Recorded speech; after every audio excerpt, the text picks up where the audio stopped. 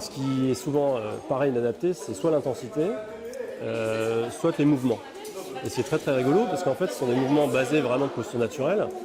Le squat par exemple qui a une position très décriée, c'est comme ça que ça soit plus d'1 milliard de personnes dans certaines régions du globe. Donc c'est assez paradoxal, surtout en 2019, avec beaucoup d'études qui montrent d'ailleurs que ces positions naturelles sont nos mouvements de vie. Et au contraire, au CrossFit, on apprend ces postures avec peut-être un peu de correction vis-à-vis de contraintes qu'on a habituellement, les positions assises très prolongées, etc. Donc c'est... Ouais, alors les poids là qui étaient utilisés notamment, c'est des poids assez légers. Et c'est pareil, ça revient souvent dans les critiques en disant c'est pas bon de soulever des poids pour la croissance, ce qui est évidemment faux. Puisque d'une part, ce sont des poids légers. Quand on soulève un cartable d'école qui fait le double ou le triple d'un poids comme ça, personne ne se pose la question.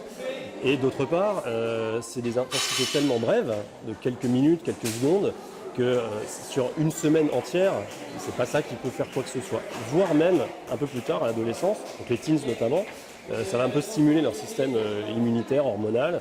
Donc ça c'est vraiment ancien, c'est plus du tout d'actualité. Et on ne parle pas de soulever des poids inadaptés très lourds, c'est des charges qui sont très modérées et de façon très brève.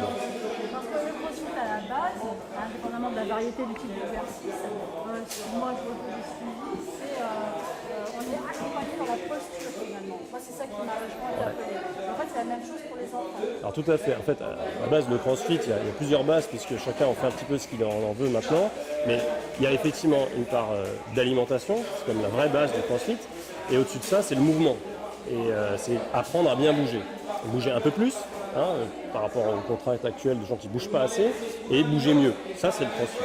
Et ensuite, bien sûr, il y a du sport qui se vient dessus, alors avec, pour certains, des mouvements d'haltéro, de la gym, etc. Mais ça, c'est vraiment bien après, et ça touche une catégorie très spécifique d'athlètes qui ne sont pas du tout le commun des mortels, qui vont s'inscrire dans une box de CrossFit pour apprendre à bouger correctement. Vous voyez comme intérêt pour les enfants que vous avez Alors, les intérêts, j'en vois plein, mais de toute façon plus pragmatique. De un, ils s'amusent.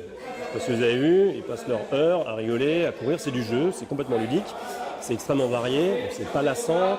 Les fondamentaux qu'on peut avoir dans tous les sports qui sont fatigants, là ils sont dilués, donc ça reste des fondamentaux, mais à travers des jeux tellement variés qu'ils ne se rendent pas compte qu'ils travaillent des bases. Donc ça c'est déjà le premier intérêt. Deuxième intérêt, c'est qu'il y a quand même un peu d'intensité, et effectivement, à l'heure de l'obésité, à l'heure de la télé, des écrans, tout ça à l'extrême, passer 1 heure à rigoler en groupe, à gérer des stratégies d'équipe, voilà, c'est extrêmement positif.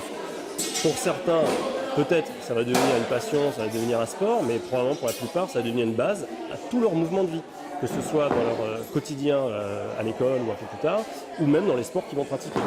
Et comme ce sont des mouvements symétriques, variés, a priori, ça pourrait préparer quand même à peu près tous les sports. D'ailleurs, chez les adultes, les athlètes vont faire du CrossFit souvent aussi pour compléter leur sport.